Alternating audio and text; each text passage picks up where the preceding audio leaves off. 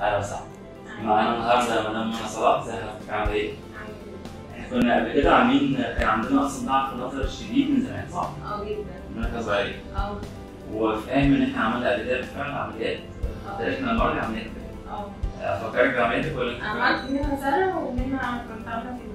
بالظبط، كنا عاملين زرع عدسه تصحيح اسعاف العين الشمال، وعاملين فيلم ليزك في العين اليمين. تقريبا قد ايه؟ من 7 ل 8 سنين. 7 8 سنين. انت لاحظت ايه الفتره الاخيره قبل ما تيجي؟ عيني كانت ما بقدرش افتحها، وكانت في احمرار، ويعني كانت تعبانه، ونظري تعب جدا. دي كانت فتره يعني احنا بالفحص على الاجهزه بتاعتنا قعدنا على جهاز الكشاف، صح؟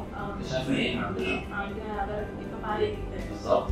وكمان عرفنا ان في ارتجاع شويه في النظر، فعلينا جهاز فتره بفتكر انا مستعجل انا كنت مستعجله على العمليه فعلا، بس حضرتك قلت لي لسه جهاز مش هعملها لك دلوقتي. ده صحيح. الحمد لله ما طمنا، عملنا عمليه في اليمين ليزر سطحي وعملنا فيلم ليزر في الشمال.